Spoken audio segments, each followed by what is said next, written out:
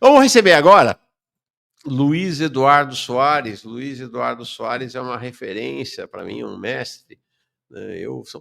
Tem ele lá no Rio, tem também mestre Milton Temer. Nossa, esse Rio de Janeiro tem grandes mestres, grande mestre. Luiz Eduardo Soares é um deles. Ele é antropólogo. Ele é não apenas antropólogo, né? Ele é cientista político, é escritor, tem vários romances de sucesso, eu já li 2, são maravilhosos. É autor de Elite da Tropa, junto com André Batista e Rodrigo Pimentel, de 2006, que é a referência, que é o roteiro do filme, um dos filmes de maior sucesso da história do Brasil, A Tropa de Elite. E talvez um dos maiores, ou se não for o maior, está entre os 3 maiores especialistas em segurança pública do Brasil. Foi secretário nacional de segurança pública em Lula 1, entre janeiro e outubro de 2003, caiu. Política, né? É assim. Luiz Eduardo, muito bem chegado, muito bem-vindo. Tudo bem? Que bom te rever. Prazer todo meu, Mauro. Eu tenho te revisto sempre. Espectador do lado de cá. Com muito prazer, com alegria. Nem sempre com alegria, porque muitas vezes as notícias são dramáticas, são angustiantes, né, Mauro? Mas, enfim, muito obrigado pelo convite. Obrigado a você por ter aceito. Toda a comunidade. Você pediu para a gente começar a conversa com um vídeo. Deixa eu colocar o vídeo no ar e aí quero te ouvir sobre ele. Eu não assisti, tá? Porque você me mandou agora de manhã, vou assistir junto com todo mundo aqui. Vamos lá. Perfeito, perfeito. Chegasse até o policial que me abordou hoje por volta das 4 horas da manhã, quando eu estava saindo para trabalhar. O senhor lembra o que o senhor fez antes de parar a viatura, ou com roupa de firma, andando na calçada, o senhor lembra? Encosta aí, seu vagabundo. Encostei numa boa, não encostei? O senhor puxou meu RG, verificou que eu não tenho passagem na polícia e nunca tive. A única vez que eu entrei na delegacia foi porque eu perdi meu RG, e mesmo assim mandaram sair para fazer online. Só. Mesmo assim, o senhor lembra o que o senhor fez na hora de mandar eu embora? Vai, sai fora, me desferiu uma joelhada, por bel prazer, para levantar o seu ego, para mostrar que é você que pode, e eu sou um otário trabalhador.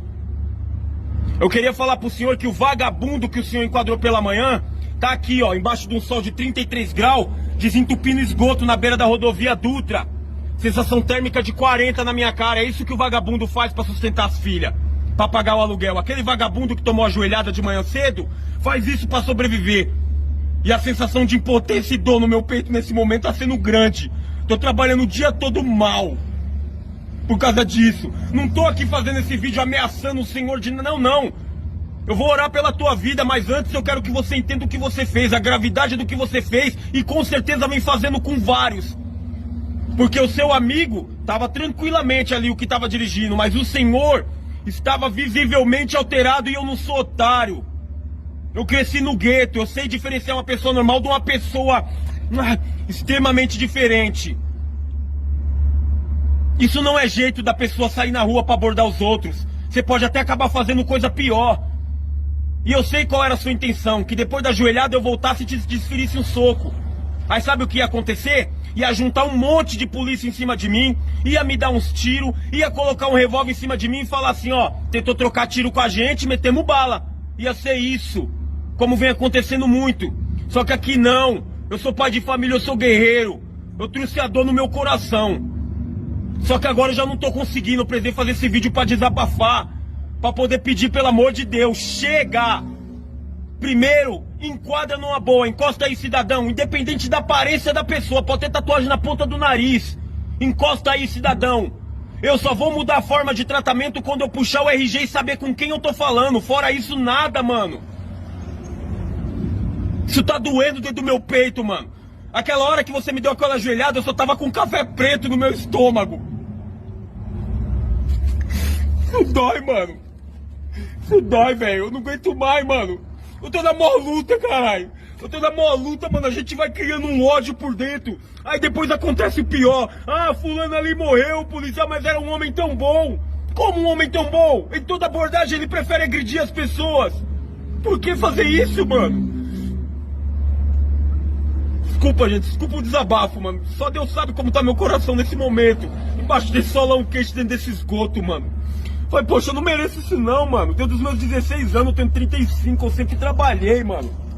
Eu sempre trabalhei, tá ligado? Pô, é dolorido, mano. É dolorido demais, demais da conta, mano. Você apanhar sem dever, velho. E aquela sensação de você não poder fazer nada. Porque se você tentar fazer alguma coisa, você sabe qual que vai ser o destino. Agora a pergunta que fica é... aquele político lá, não sei o que, Jefferson, que trocou tiro com a polícia lá no Rio, não recebeu o tratamento que eu, trabalhador, recebi agora de manhã. Eu queria saber o porquê que ele não foi agredido e eu que tava indo trabalhar e não fiz nada, fui. Por quê? Porque ele tem dinheiro? Porque ele é político? Chega, pelo amor de Deus! Nossa. Fala, Luiz.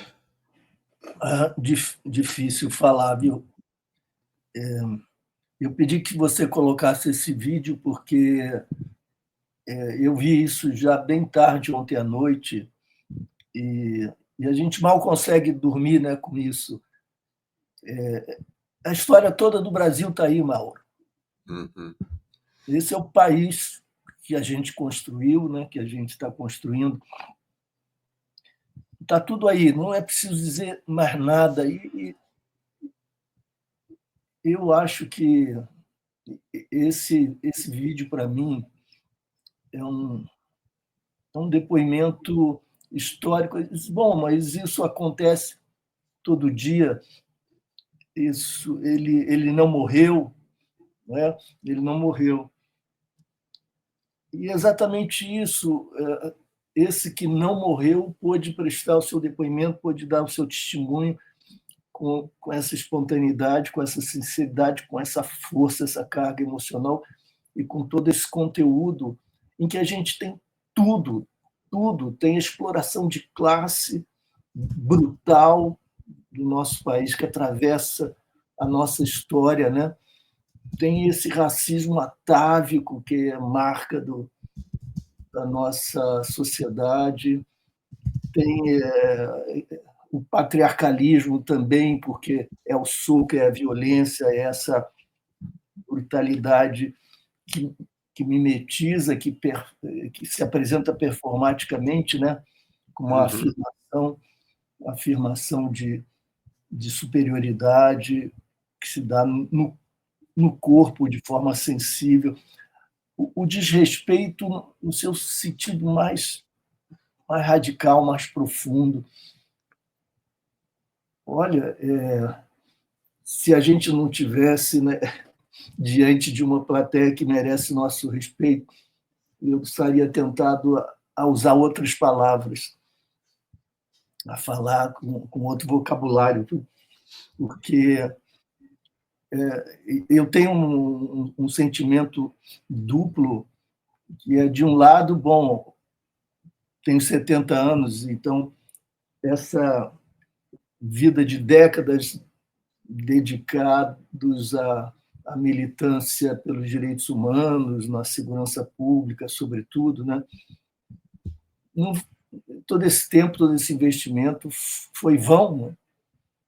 Porque nós temos diante de nós a reiteração do mesmo, daquilo que estava na origem da minha indignação inicial, aquilo que despertou em mim essa consciência crítica e a disposição de me dedicar a essa luta. Então, é a derrota, falência, fracasso, que é do nosso país, que é disso que nós chamamos de democracia, né?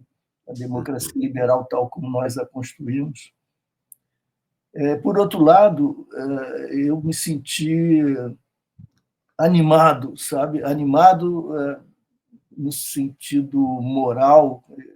Eu não tenho nenhum direito de desistir, de recuar, de me resignar, de decretar essa falência e me retirar enquanto tiver forças, porque esse senhor, essa pessoa não pode ser abandonada, não pode ficar só. Nós temos responsabilidade. Ele nos convocou a todos e a todas. Não é possível e não é aceitável mais a conversa fiada, Mauro. Não adianta o jogo de jargões para lá, jargões para cá, categorias para lá, para cá, os salamaleques do poder, né? essa valsa dos entendimentos, dos pactos, e nos grandes salões, essa república de fancaria. Não é possível, não é possível, e a gente precisa, de algum modo, fazer com que isso chegue às pessoas. Haverá sempre quem se manterá invulnerável, impermeável, como um bloco de gelo, a esse apelo que chega até nós lá do fundo da humanidade humilhada, né? Haverá quem permaneça assim, uma espécie de iglu ideológico, né? De bolha, de anteparo, que torna os fascistas, por exemplo, completamente imunes ao apelo humano desse homem. Haverá certamente essa turma. Mas eu acho que quem não tiver inteiramente blindado, Mauro, não resistirá, porque não há espaço ali para que você evoque justificativas quaisquer. Porque quando a gente vê as operações nas favelas e a brutalidade policial letal se multiplicando, eu falo do genocídio de jovens negros, do genocídio de jovens pobres, há 40 anos ou 35 anos, nós transitamos da ditadura para a democracia sem que houvesse qualquer mudança significativa nessa prática, não é? E quando a gente fala disso, há sempre as justificativas e discursos. Mas então faz o quê? Eles estavam enfrentando confrontos, estavam enfrentando resistência armada, etc. Sempre há justificativas, pseudo-justificativas, etc. Mas quando você isola tudo mais e chega até essa vítima do teatro mais tenebroso do poder, né? Do poder de classe, do racismo, do patriarcalismo. Quando a gente chega a esse ponto, a esse testemunho, a essa voz, não há como mobilizar qualquer termo técnico, qualquer retórica ideológica. Não é possível, não é possível. E se alguém disser, bom, vai ver que esse policial estava drogado, cocaína na cabeça, capaz de fazer essas coisas. Como é que os responsáveis na polícia militar, no caso, no governo do Estado, respondem por alguém drogado usando armas em nome do Estado, Mauro? Mas se ele não estava drogado, ele estava apenas cansado, perturbado, porque também é um trabalhador explorado, como é que nós vamos permitir que profissionais sejam autorizados a humilhar um homem, um trabalhador que está, enfim, sua força de trabalho ali alugada simplesmente para receber o suficiente para sobreviver e alugar de novo a sua força de trabalho para cumprir aquela tarefa necessária, mas tão dura e mal paga. Mauro, não dá. É como ele disse, chega. É muito impressionante esse vídeo, né? Muito tocante, de causar indignação, mas tem um outro aspecto que me chama a atenção, sabe? Aquilo que você estudou tantos anos para adquirir consciência e formulação, eu digo você porque é tua área, né? Não é minha área de segurança pública. Este homem de 35 anos tem uma consciência biográfica corporal sem nunca ter aberto provavelmente um livro sobre segurança pública, né? A consciência do que é a possibilidade, né? Essa coisa quando ele fala, ele me deu a joelhada, aí eu saí. Se eu tivesse voltado, que é o que ele queria, para dar um soco, eles teriam caído matando, teriam me dado um tiro, teriam deixado uma arma ali e eu estaria morto sendo acusado de reação, qual é a expressão policial que é usada nesses casos? É de... Desacato à autoridade ou Exato. resistência armada. Ele tem uma consciência completa do processo, né? Impressionante isso. Não, né? Completa. E o sujeito está lá na valeta, na Avenida Brasil, cuidando do esgoto, debaixo de um sol de 40 graus, consciência completa de como é que funciona. Né? De como ao lado da Dutra, eu não sei se ele está no Rio ou em São Paulo. Eu não sei se está no Rio ou em São Paulo. Mas tanto faz, né? Tanto faz. É a mesma indignidade, é a mesma brutalidade. Você falou, Luiz Eduardo, dessa jornada sua aí, na luta pelos direitos da pessoa humana, né, dos direitos humanos. E nessa semana, o governador do Rio falou diretamente a você e a tanta gente aí no Rio de Janeiro e no Brasil. Turminha dos direitos humanos, não encham o meu saco por conta de um ataque que houve na 60ª delegacia em Duque de Caxias, que foi invadida por homens que tentaram libertar um suposto chefe do tráfico lá da comunidade Vai Quem Quer. É evidente que ele está verbalizando este turminha dos direitos humanos, não encham o meu saco, algo que está na cabeça do governador da Bahia, do governador do Ceará, do governador de São Paulo, dos governadores de uma maneira geral.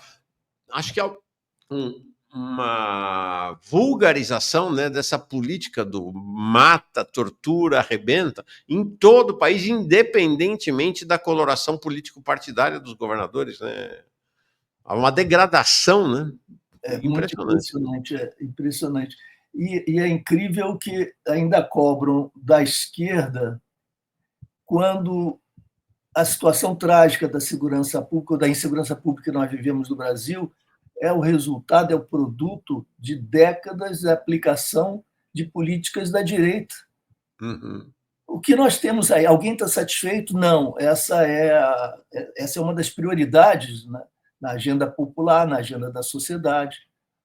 Nós estamos vendo pelas pesquisas de opinião, isso vem sendo reiterado ao longo do tempo. E esse resultado, e há um grande consenso de que vivemos uma situação dramática, grande consenso, as sensibilidades são diversas, os discursos diferentes, as opiniões a respeito das razões pelas quais nós chegamos a isso, elas são contraditórias. Mas o fato é que quem esteve no poder nos estados, quem foi responsável, salvo exceções, eu participei de momentos pelos quais eu respondo, que acabou gerando trabalhos de resistência que me orgulham. Eu e companheiros e companheiras que tivemos oportunidade de experimentar alternativas, mas com essas exceções muito raras e, portanto, não estou reduzindo a mim, imagina. Com essas exceções, o que nós temos tido são políticas de direita, de ultradireita, nos mais diferentes estados, como você disse, independentemente, inclusive, salvo exceções, de governos com matizes ideológicos distintos, etc. Depois dessa desgraça, depois desse resultado dantesco, negativo, se nós tivéssemos o mínimo de sensatez, né, é evidente que não há possibilidade dessa sensatez, nós temos uma sociedade capitalista e mecanismos de reprodução dessa ordem que se impõem a qualquer racionalidade neutra e objetiva. Mas se houvesse esse momento de sensatez, nós teríamos de reconhecer o que fizemos até hoje não funcionou. Uhum. Não deu certo. Inclusive para os policiais e para as policiais, trabalhadores dessa área, cidadãos, cidadãs. Não deu certo. As pesquisas mostram que a imensa maioria dos policiais e dos profissionais de segurança pública também reconhece, a imensa maioria, que não funciona esse modelo, não dá certo, etc. Então, seria o caso de experimentar outro caminho. E isso que não funcionou, o que foi? Encarceramento em massa, né, de pequenos operadores do varejo do negócio das substâncias ilícitas. Violência policial contra moradores de comunidades, periferias, os territórios vulnerabilizados. Uma violência com a marca de classe, de território, de raça, de cor. Evidentemente, os dados são eloquentes, mas como discutir. O proibicionismo combinado ao punitivismo, a proibição das drogas, a ilegalização das drogas, que só serve aos grandes interesses dos megatraficantes transnacionais. As marcas são uma estrutura organizacional cujo núcleo é a polícia militar, que nós herdamos da ditadura criticamente e que se estabeleceu no período democrático uma continuidade. Uma concepção sobre o dever da polícia militar, uma concepção expressa por vários de seus líderes, não desautorizados depois, concepções expressas publicamente e reiteradamente de que são equivalentes às suas instituições a inseticidas sociais.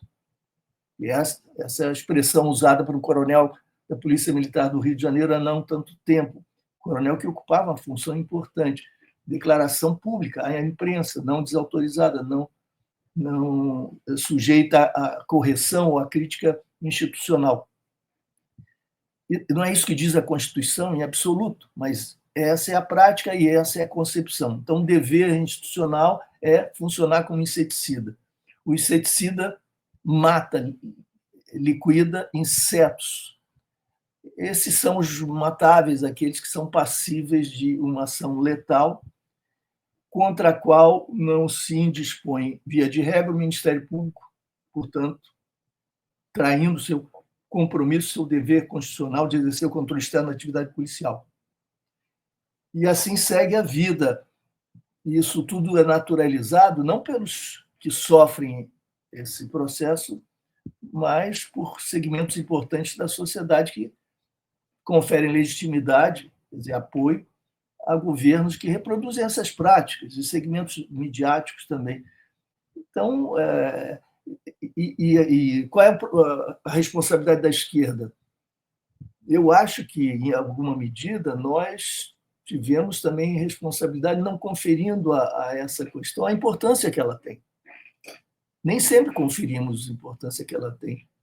E quando o fizemos sobretudo na clave da denúncia, que é fundamental, indispensável, mas não suficiente. Às vezes, até com boas intenções, ou na convicção de que isso tudo é expressão da estrutura do capitalismo autoritário que marca a nossa história, e, portanto, isso tudo teria de esperar um momento triunfal de transformação profunda da sociedade, uma transformação estrutural. Claro que nós sabemos que a resolução de todos os problemas mais importantes, inclusive esse em que o poder se choca diretamente com a cidadania popular, a gente sabe que esses problemas só vão ser enfrentados a rigor, de forma verdadeira, profunda e satisfatória, numa outra sociedade, uma sociedade sem classe, uma sociedade que não seja fundada justamente na iniquidade, né? No exercício do poder para a exploração do trabalho, etc, etc. Mas isso não significa que nós não tenhamos nada a fazer para salvar vidas, para evitar que essa humilhação se reitere. Até porque essas vidas ceifadas e essas humilhações reiteradas dificultam a organização popular, obstam a liberdade de expressão e de organização na base da pirâmide, por assim dizer. E, portanto, nós não só, às vezes, renunciamos à nossa responsabilidade de agir imediatamente para salvar essas vidas, como não valorizamos suficientemente a importância dessa questão na própria luta de classe ou na luta política fundamental. E não apresentamos à sociedade versões críveis e realistas para mitigar, minimizar, reduzir danos, reduzir esses problemas. Não dá para continuar convivendo e aceitando o encarceramento em massa, que reproduz, amplifica o poder das facções criminosas que se organizam e acabam agindo de modo deletério, como nós sabemos. Cada jovem que é preso tem a sua vida futura provavelmente arruinada, ou as chances de escapar da ruína se reduzem. O sofrimento das famílias é imenso.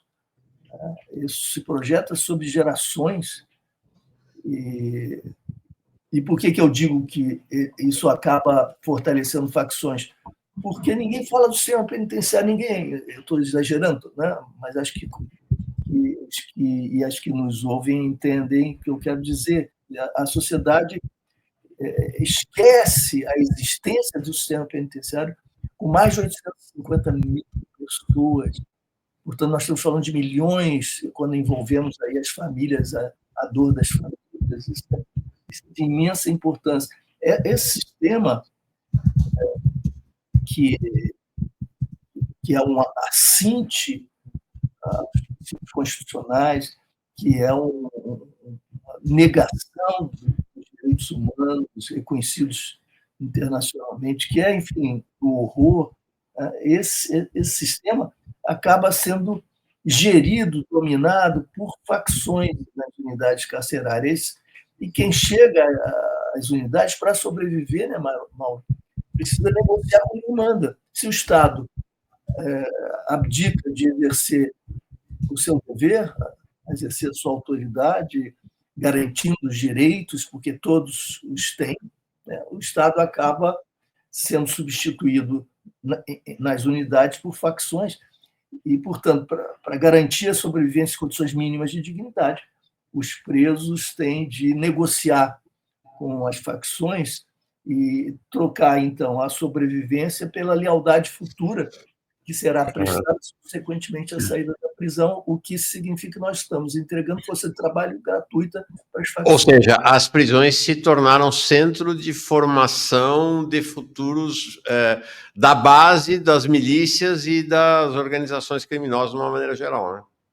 Sem dúvida, e não por conta de uma espécie de contágio moral, e sim por razões materiais muito práticas, né? Eu tenho de sobreviver, quem é que manda aqui? O que eu tenho que pagar para receber em troca a proteção?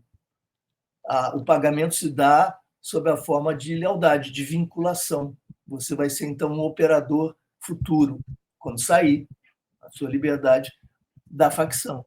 E assim nós vamos injetando nesses grupos mais e mais jovens que muitas vezes foram presos sem portar armas sequer, sem praticar violência, simplesmente porque trabalhavam ali no dia a dia, no varejo das substâncias ilícitas, para ganhar o suficiente para sobreviver. Luiz, deixa eu registrar aqui alguns comentários. O glutamato não monossódico, gostei do nome do perfil, dizendo: ter empatia é revolucionário, organizem-se. A Verônica Nascimento, acho que ela é da Bahia também. Polícia podre, racista na Bahia, não está diferente. O Paulo Roberto chega como novo membro, o Matheus Alexandre também, a Mônica Gonçalves também, o Eduardo Gomes também, e o Robson Moura: recomendo fortemente A Ponte de Jornalismo, que debate a opressão de classe, raça e gênero envolvendo as forças da segurança pública. Recomendo, eu também recomendo, tenho certeza que você também. Ponte de Jornalismo é uma referência na cobertura dos temas de segurança pública, né? Referência. Como você falou, né, não é o Rio só, né, não é só a Bahia, é São Paulo também.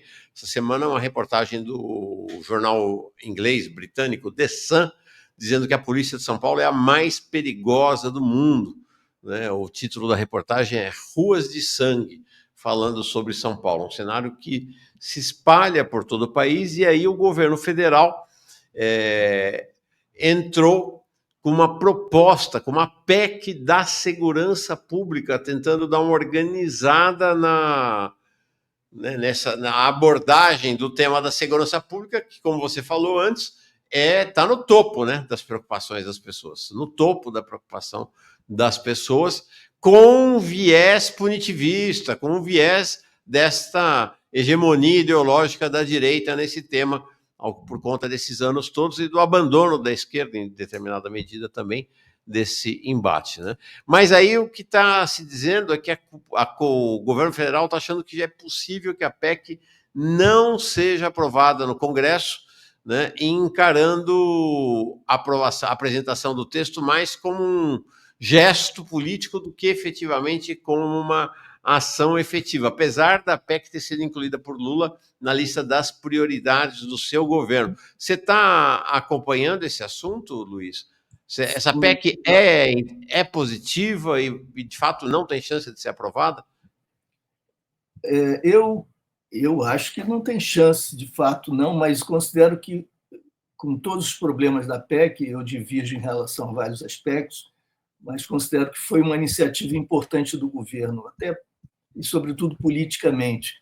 E eu acho que isso pode servir até de um certo modelo inspirador para a política governamental de um modo mais amplo, sabe, Mauro? E qual é a justificativa do governo federal para tantos recuos para a adoção de agendas neoliberais, para a adoção de agendas conservadoras ou para atuar obstando o avanço de propostas que seriam naturalmente suas também, a considerar o histórico do PT e do presidente, como a escala 6x1, por exemplo, enfim, mudanças importantes, né, na distribuição dos impostos, que nós sabemos oneram os trabalhadores e beneficiam os donos do capital, para dizer de uma maneira assim simplista.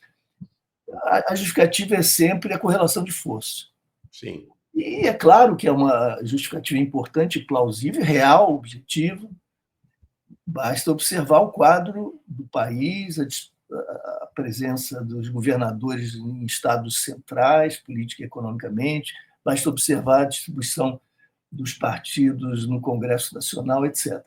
No entanto, a mera atribuição à correlação de forças da responsabilidade pela inação acaba criando um ciclo vicioso, porque não se faz nada na medida em que se está acuado e chantageado, e efetivamente o governo e o presidente estão acuados e chantageados permanentemente pela mídia corporativa, pelas elites, pela Faria Lima, etc. E agora, no plano internacional, pela presença perigosíssima do neofascista americano, estadunidense, o Trump. Então, nós temos o fascismo nacional se animando, apesar agora das acusações que provêm da PGR e das possibilidades de condenação, etc. Mas, apesar de tudo, isso tudo se dá. Se, efetivamente, o presidente e o governo estão chantageados, acuados,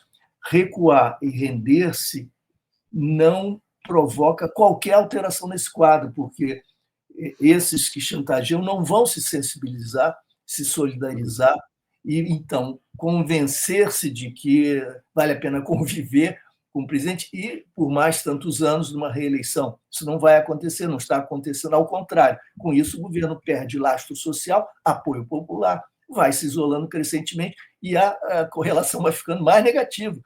Então, o que me parece razoável, sem pedir o que não pode ser dado, porque seria irrealista, apresentar ao país propostas objetivas, firmar sua posição, convocar mobilizações legítimas, populares, quando for o caso, e no Congresso assistir às resistências e nomeá-las e denunciá-las. Olha, sim, quem é o inimigo? Quem é que está se opondo efetivamente ao que nós estamos encaminhando? São esses representantes, são esses partidos, são esses grupos sociais. Então, nós não logramos promover esses avanços, mas estamos tentando e continuaremos na luta. Precisamos do apoio da sociedade para fazer face a essa resistência. Você não precisa agir de forma sectária e como um acelerado, porque não há espaço, evidentemente, para uma coisa dessas. Mas você pode perfeitamente travar a luta política e ideológica permanentemente, fazendo com que os outros, então, arquem com os ônus do atraso, né, da regressão e dos óbices. E isso está acontecendo de forma muito limitada, mas interessante na área da segurança e da justiça, porque o ministro Lewandowski encaminhou uma proposta, sabendo, evidentemente, que ela não vai ser aprovada. Não há hipótese que ela seja aprovada. Eu nunca imaginei que pudesse ser no contexto atual. Ela não é assimilável, até porque só é assimilável hoje o que atender aos propósitos da direita e da ultradireita. Então, ela não é assimilável, mas ela passa um recado para a sociedade. Olha, nós temos, certos ou errados, nós temos uma proposta. Nós estamos tentando encaminhar uma mudança.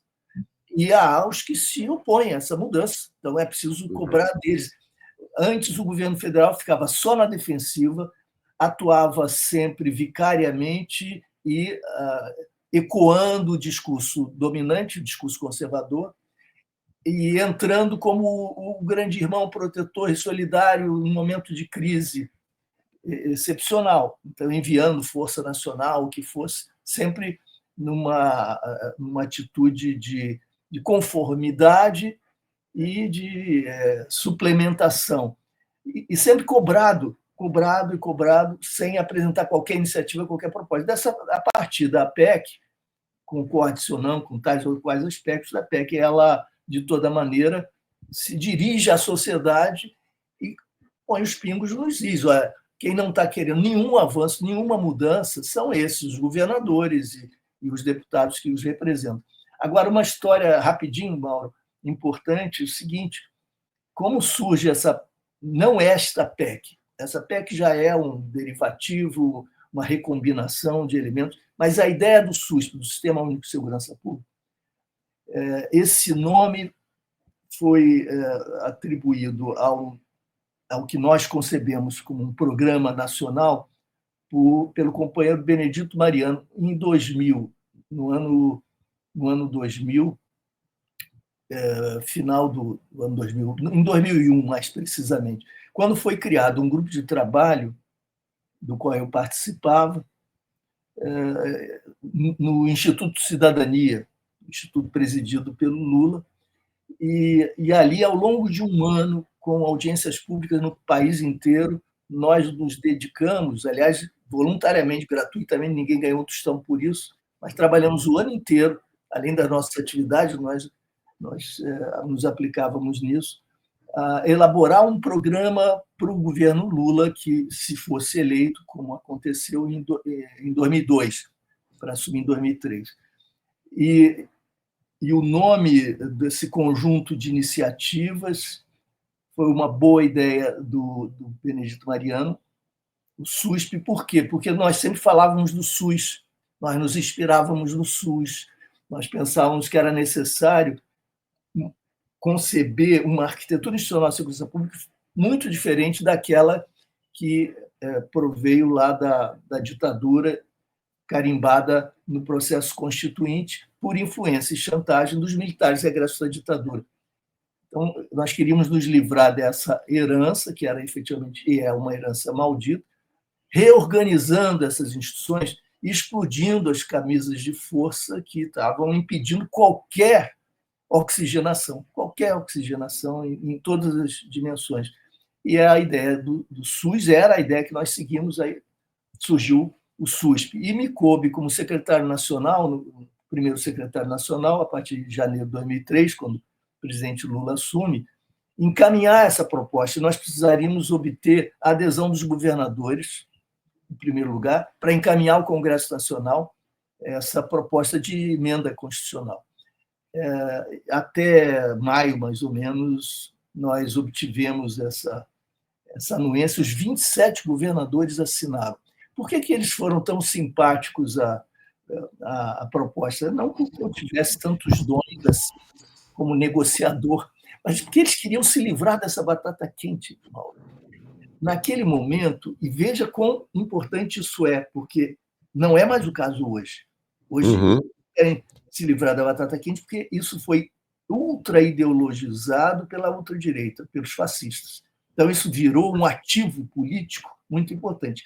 Mas, naquele momento, com a ascensão do movimento de massas, com a popularidade do presidente Lula, com aquela eleição tão marcante, havia uma atmosfera, um clima muito diferente, e os estados, os governadores se viam carregando o andor, porque, de acordo com o artigo 144 da Constituição, basicamente são os estados os responsáveis pela segurança pública, são os responsáveis pela Polícia Civil, Polícia Militar, etc.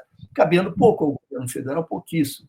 Então, para os governadores, qualquer iniciativa que envolvesse mais a União, que envolvesse municípios, que dispersasse a responsabilidade, mesmo sendo também uma dispersão de poder, mas lhes convinha. Brizola dizia, não se aproxime da segurança pública, porque ela lhe dará o abraço do afogado.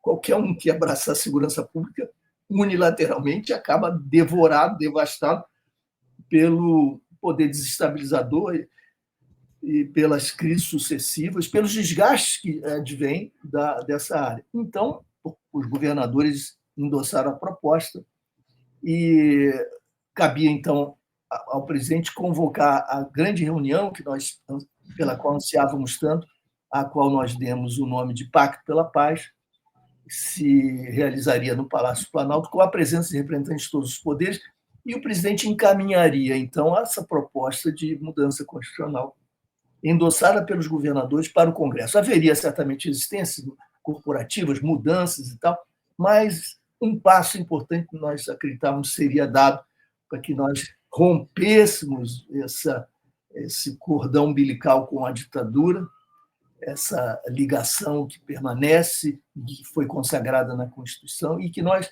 fizéssemos com que as polícias ostensivas progressivamente rompessem com o exército, abandonassem essa marca militar, se convertessem em polícias de novo tipo, que as polícias civis funcionassem de outro modo, enfim, que nós começássemos a reorganizar todo esse quadro. Isso resolveria alguma coisa numa sociedade clara? Claro, a resolução final, a resolução total, não, mas seria um início de um processo de alteração, inclusive das culturas corporativas, com ampliação do controle social, do controle por parte da sociedade, e um controle popular sobre as instituições, com uma transparência, visando o respeito aos direitos humanos, o respeito, sobretudo, à cidadania popular.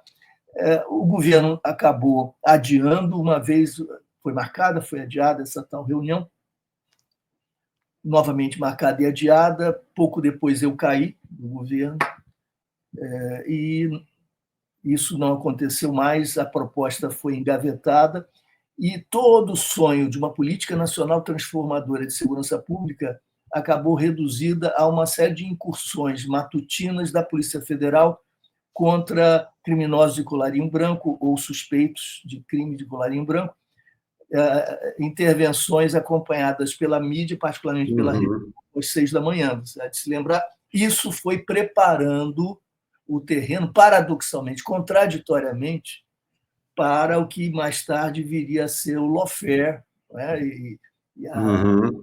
E todo o golpe contra a Dilma e contra o próprio presidente Lula, contra as esquerdas de uma maneira geral. Nós conhecemos muito bem essa história.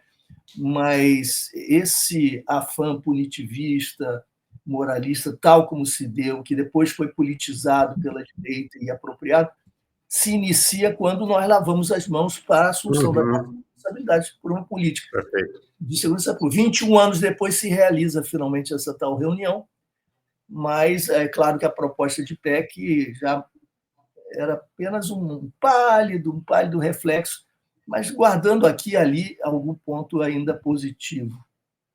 E não vai ser aprovada de novo. Nossa, Luiz, fantástica essa história. Obrigado. Naquela época nem foi, né? Naquela época, pois é, não. E agora, pelo jeito, também não será, né? pelo jeito não será também. Luiz Eduardo, super obrigado por essa conversa, sempre muito iluminadora nesse tema da segurança pública, né, olhando para as veias profundas, né, que encaminham esse tema para o país. Obrigado demais. Bom fim de semana para ti aí no Rio de Janeiro. Para você também, Mauro, para você e Obrigado. para todos e para todas da comunidade. Um abraço.